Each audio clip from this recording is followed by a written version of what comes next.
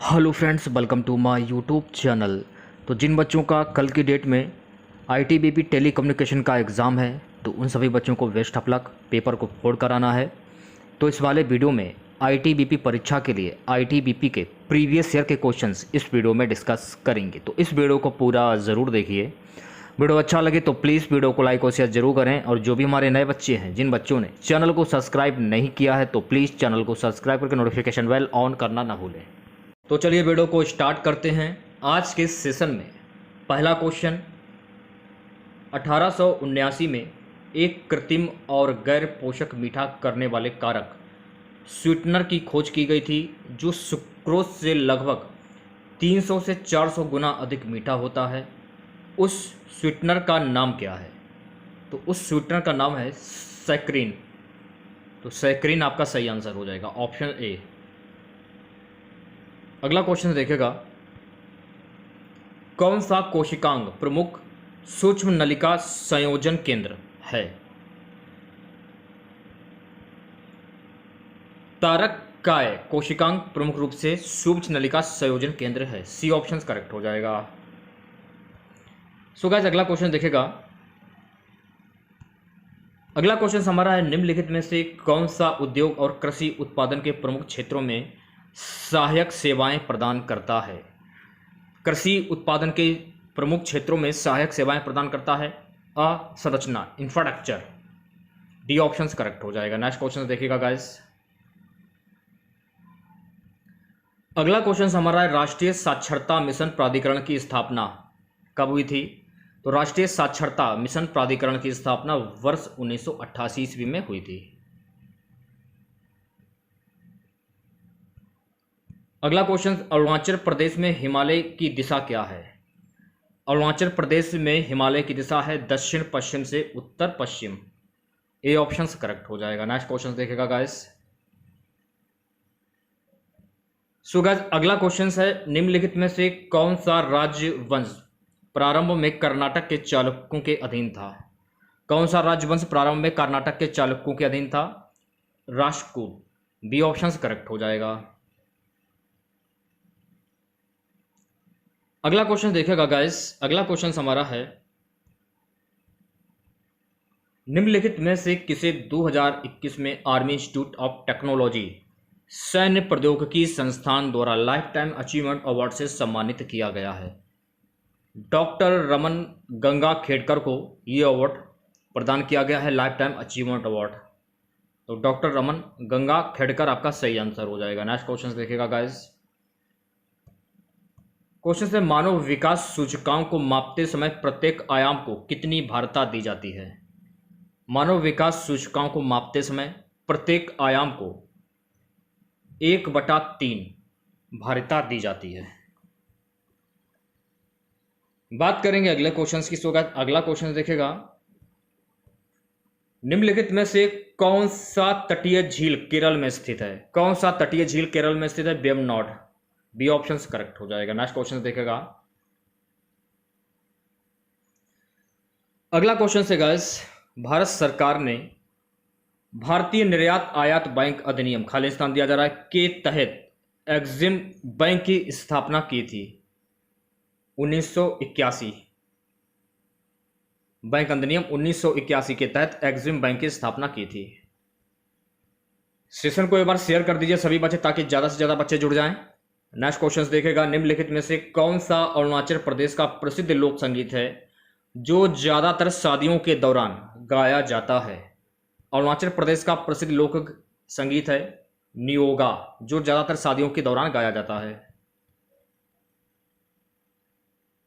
बात करेंगे next question की। अगला क्वेश्चन हमारा है, निम्नलिखित में से कौन सा सिद्धांत भारतीय संविधान के अनुच्छेद 13 में उल्लेखित अभिव्यक्ति से संबंधित है, जिसके अनुसार एक कानून केवल असंगतता या उल्लंघन की सीमा तक शून्य होता है? पृथक्करणीय का सिद्धांत। बी ऑप्शन करेक्ट हो जाएगा। नेक्स्ट क्वेश्चन देखिएगा। क्वेश्चन है, किसने 1839 में चिरसम्मत कोशिका परिकल्पना प्रस्तुत की थी? 1839 में चिरसम्मत कोशिका परिकल्पना किसने प्रस्तुत की थी? थियोडोर स्वान ने। ऑप्शन नंबर बी सही हो जाएगा। नेक्स्ट क्वेश्चन देखिएगा। सो गाइस अगला क्वेश्चन हमारा है कि चीन ने भारत के निम्नलिखित में से किस स्थान के समीप एक हवाई पट्टी का निर्माण किया जो नवंबर 2022 में भारत के लिए एक सुरक्षा से संबंधित मुद्दा बन गया था? डोकलाम। ऑप्शन नंबर बी सही हो जाएगा, डोकलाम। अगला क्वेश्चन देखिएगा, निम्नलिखित में से किस नेता को पंजाब केसरी या पंजाब का शेर के नाम से जाना जाता है? तो देखिए लाला लाजपत राय को पंजाब केसरी या पंजाब के शेर के नाम से जाना जाता है, तो लाला लाजपत राय आपका सही आंसर हो जाएगा। नेक्स्ट क्वेश्चन हमारा है गाइस कि निम्नलिखित में से किसने सामाजिक सशक्तिकरण के लिए उत्तरदायी आर्टिफिशियल इंटेलिजेंस 2020 RAISC 2020 का आयोजन किया? इलेक्ट्रॉनिक्स और प्रौद्योगिकी मंत्रालय। बी ऑप्शन करेक्ट हो जाएगा। बात करेंगे नेक्स्ट क्वेश्चन से। इसका अगला क्वेश्चन हमारा है कि नालंदा मां विहार स्थल निम्नलिखित में से किस राज्य में स्थित है? तो नालंदा मां विहार स्थल जो है ना, ये बिहार राज्य में स्थित है, तो बिहार आपका सही आंसर हो जाएगा।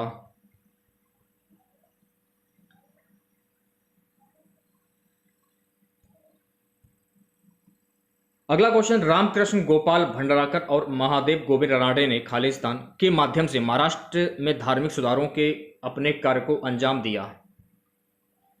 तो रामकृष्ण गोपाल भंडारकर और महादेव गोविंद रानडे ने प्रार्थना समाज के माध्यम से महाराष्ट्र में धार्मिक सुधारों के अपने कार्य को अंजाम दिया, तो प्रार्थना समाज आपका सही आंसर हो जाएगा। अगला क्वेश्चन हमारा है, पंडित विष्णु नारायण भातखंडे ने हिंदुस्तानी शास्त्रीय संगीत के रागों को कितने थॉट में वर्गीकृत किया है? तो पंडित विष्णु नारायण भातखंडे ने हिंदुस्तानी शास्त्रीय संगीत के रागों को कुल 10 थॉट में वर्गीकृत किया है। अगला क्वेश्चन हमारा है कि चोल साम्राज्य का संस्थापक निम्नलिखित में से कौन था? तो चोल साम्राज्य का संस्थापक विजालया था, तो विजालया आपका सही आंसर हो जाएगा। नेक्स्ट क्वेश्चन देखेगा, क्वेश्चन से गाइस की इंफ्रास्ट्रक्चर कनेक्टिविटी परियोजनाओं को एकीकृत योजना और समन्वित कार्यान्वयन के लिए रेलवे और रोडवेज सहित 16 मंत्रालयों को एक साथ लाने के लिए कौन सा डिजिटल प्लेटफॉर्म लॉन्च किया गया है? PM Gati Shakti Rashtriya master plan. C option correct हो जाएगा। नेक्स्ट क्वेश्चन देखेगा, गाइस अगला क्वेश्चन हमारा है, लंदन में आयोजित दूसरे गोलमेज सम्मेलन में भारतीय राष्ट्रीय कांग्रेस के निम्नलिखित में से किस नेता ने भाग लिया? तो लंदन में आयोजित दूसरे गोलमेज सम्मेलन में भारतीय राष्ट्रीय कांग्रेस के जो महात्मा गांधी हैं इन्होंने भाग लिया था, तो महात्मा गांधी आपका करेक्ट आंसर हो जाएगा। नेक्स्ट क्वेश्चन देखिएगा गाइस, नेक्स्ट क्वेश्चन हमारा है, विजयनगर के निम्नलिखित में से किस शासक ने यवन राज्य स्थापनाचार्य की उपाधि धारण की थी? किस शासक ने यवन राज्य स्थापनाचार्य की उपाधि धारण की थी? कृष्णदेव राय ने। बी ऑप्शन करेक्ट हो जाएगा। बात करेंगे नेक्स्ट क्वेश्चन की। होगा अगला क्वेश्चन हमारा है, निम्नलिखित में से किस अवसर पर छत्तीसगढ़ के यादव समुदाय द्वारा राउत नाचा का प्रदर्शन किया जाता है? छत्तीसगढ़ के यादव समुदाय द्वारा राउत नाचा का प्रदर्शन दीपावली पर किया जाता है। बी ऑप्शन सही हो जाएगा। अगला क्वेश्चन, एलोरा का कैलाश मंदिर खालिस्तान दिया गया है, किस वंश के शासक राजा कृष्ण एक के द्वारा बनवाया गया था? एलोरा का कैलाश मंदिर जो है ना, ये राष्ट्रकूट वंश के शासक राजा कृष्ण फर्स्ट के द्वारा बनवाया गया था। यहाँ से देखिए आपके हिंदी के क्वेश्चन स्टार्ट हो जाते हैं, ध्यानपूर्वक देखिएगा एक एक क्वेश्चन को, क्योंकि ऐसे ही क्वेश्चन आपकी परीक्षा में भी पूछे जाते हैं, इसी टाइप के कोई अलग क्वेश्चन नहीं पूछे जाते हैं। हिंदी का पहला क्वेश्चन है कि निम्नलिखित में से कौन सा एक वाक्य प्रश्नवाचक सर्वनाम से संबंधित नहीं है? कौन सा एक वाक्य प्रश्नवाचक सर्वनाम से संबंधित नहीं है? सबकी अपनी अपनी मजबूरियां थीं। बी ऑप्शन सही हो जाएगा। नेक्स्ट क्वेश्चन देखेगा,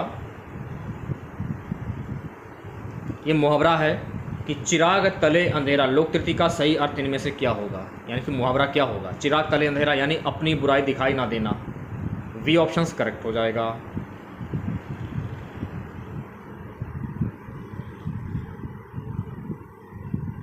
अगला क्वेश्चन, निम्नलिखित विकल्पों को ध्यानपूर्वक देखें और बताएं कि कौन सा विकल्प कुंभ शब्द का अर्थ प्रस्तुत नहीं करता? कुंभ शब्द का अर्थ प्रस्तुत नहीं करता है मछली। सी ऑप्शन करेक्ट हो जाएगा। अगला क्वेश्चन हमारा है कि कई बार मांगने पर भी तुम मेरे पैसे नहीं दे रहे हो, मुझे तुम्हारी खालिस्तान ठीक नहीं लग रही है, रिक्त स्थान के लिए उचित शब्द चुनिए। मुझे तुम्हारी नियत ठीक नहीं लग रही, तो यहाँ पर देखिए ना, नियत आ जाएगा यहाँ पर, ठीक है। अगला क्वेश्चन देखेगा, निम्नलिखित में से व्यंजन संधि के उदाहरण का चयन कीजिए। जहाँ पर ये क्वेश्चन ना जाए, जो जहाँ पर ये हलंत जैसा लगा हो, तो वहाँ पर आपका व्यंजन संधि हो जाता है, जैसे कि समधन राट, तो ए ऑप्शन जो है आपका बिल्कुल सही हो जाएगा, यहाँ पर व्यंजन संधि हो जाएगी, ठीक है। अगला क्वेश्चन देखेगा, जो कभी पहले ना देखा गया हो, वाक्यांश के लिए उचित शब्द क्या होगा? जो पहले कभी ना देखा गया हो, तो जो पहले कभी ना देखा गया उसको कहते हैं अदृश्य पूर्ण, ए ऑप्शन सही हो जाएगा। नेक्स्ट क्वेश्चन, रेलगाड़ी पटरी पर चलती है, वाक्य में रेलगाड़ी शब्द में निहित समास है, तो रेलगाड़ी पटरी पर चलती है, इसमें हो जाएगा तत्पुरुष समास, ए ऑप्शन करेक्ट हो जाएगा। सो गाइस, अगला क्वेश्चन हमारा है, वह कवि जो तुरंत कविता कर डालता हो, वाक्यांश के लिए सही शब्द का चयन करें।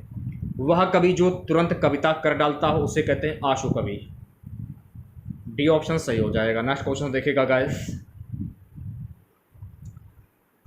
क्वेश्चन क्या है कि निशा को कल राघव के घर आने के लिए बोल दो। इस वाक्य में क्रिया संबंधी त्रुटि पहचान कर निम्नलिखित में से शुद्ध वाक्य चुनिए। शुद्ध वाक्य क्या हो जाएगा? निशा को कल राघव के घर आने के लिए कह दो, तो डी ऑप्शन सही हो जाएगा। नेक्स्ट क्वेश्चन देखेगा गाइस, क्वेश्चन क्या है, निम्नलिखित में से किस विकल्प में अ प्लस आ का मेल है? किस विकल्प में अ प्लस आ का मेल है? तो देखिए भावना में जो है ना, अ प्लस आ का मेल है, भौधन अना। 11वें क्वेश्चन की बात करेंगे। नेक्स्ट क्वेश्चन देखेगा गाइस, 700 पदों की पुस्तक के लिए सार्थक शब्द क्या होता है भाई? 700 पदों की पुस्तक के लिए सतसई से बोला जाता है, सतसई। नेक्स्ट क्वेश्चन देखेगा, नेक्स्ट क्वेश्चन हमारा है, कुटिल शब्द के उचित पर्यायवाचित का चयन कीजिए। कुटिल शब्द, तो कुटिल का पर्यायवाची शब्द क्या होता है? खमदार।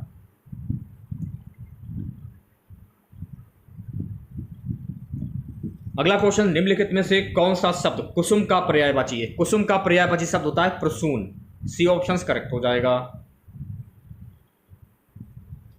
नेक्स्ट क्वेश्चन देखेगा, कंगाली में आटा गीला, लोक तृतीय का सही अर्थ इनमें से क्या होगा? तो कंगाली में आटा गीला, एक मुसीबत पर दूसरी मुसीबत आना, ऑप्शन नंबर बी करेक्ट हो जाएगा। बात करेंगे अगले क्वेश्चन की। अगला क्वेश्चन देखेगा गाइस, निम्नलिखित वाक्यों में से सर्वनाम की दृष्टि से कौन सा वाक्य अशुद्ध है? सर्वनाम की दृष्टि से कौन आप पढ़ रहे हो, ये अशुद्ध हो जाएगा।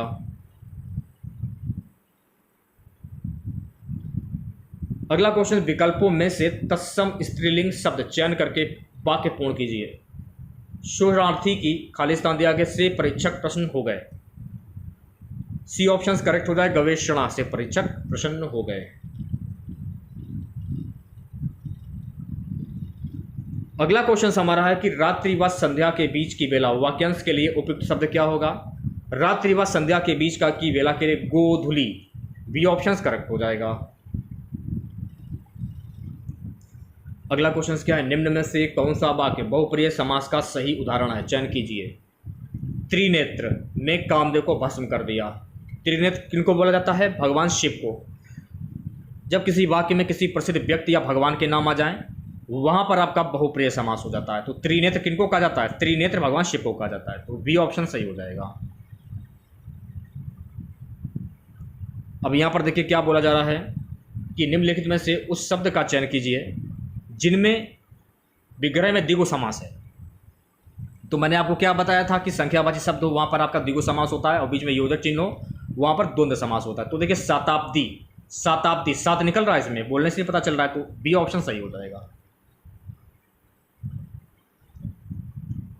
अगला क्वेश्चन, वाणी शब्द का पर्यायवाची शब्द क्या होता है? तो वाणी शब्द का पर्यायवाची शब्द होता है Bharati, option number A correct हो जाएगा।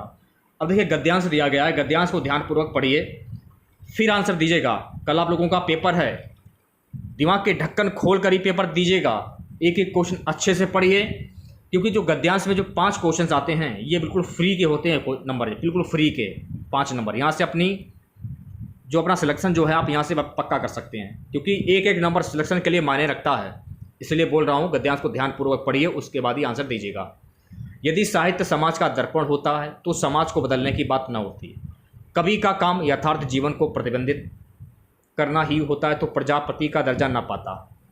वास्तव में प्रजापति ने जो समाज बनाया है उससे असंतुष्ट होकर नया समाज बनाना कविता का जन्मसिद्ध अधिकार है। यूनानी विद्वानों के बारे में कहा जाता है कि वे कला को जीवन की नकल समझते थे और अफलातून ने असार संसार को असल की नकल बताकर कला को नकल की नकल कहा था। लेकिन अरस्तु ने ट्रेजेडी के लिए जब कहा था उसमें मनुष्य जैसे उससे बढ़कर दिखाए जाते थे, तो नकल नबीस कला का खंडन हो गया था। और जब वाल्मीकि ने अपने चरित्र नायक के गुण गिनाकर नारद से पूछा कि ऐसा कौन है, तब नारद ने पहले ही कहा कि वह वो दुर्लभ त्वचा कीर्ता गुणा, दुर्लभ गुणों को एक ही पात्र में दिखाकर आदि कवि ने समाज को दर्पण में प्रतिबिंबित ना किया वरन प्रजापति की तरह नई सृष्टि की थी। तो क्वेश्चंस क्या है? क्वेश्चंस ये है कि गद्यांश का क्या निष्कर्ष है, सर्वाधिक उपयुक्त विकल्प चुनिए। साहित्य समाज की पुनर्संरचना है, तो ए ऑप्शन करेक्ट हो जाएगा। गद्यांश हम लोग पढ़ चुके हैं, सीधे क्वेश्चंस पर आते हैं। इसमें क्या पूछा जा रहा है? वाल्मीकि का चरित्र नायक किसे माना गया है? तो वाल्मीकि का चरित्र नायक राम को माना गया है। इसमें देखिएगा गद्यांश का मुख्य विषय किससे संबंधित, सर्वाधिक उपयुक्त विकल्प चुनिए। तो ये गद्यांश किस पर आधारित? साहित्य की भूमिका पर आधारित है गद्यांश। ये गद्यांश का सर्वाधिक उपयुक्त शीर्षक हो सकता है साहित्य और समाज। लास्ट क्वेश्चन आज का रहेगा आदि कवि से आशय क्या है? तो आदि कवि से प्रथम कवि, बी ऑप्शन सही हो जाएगा।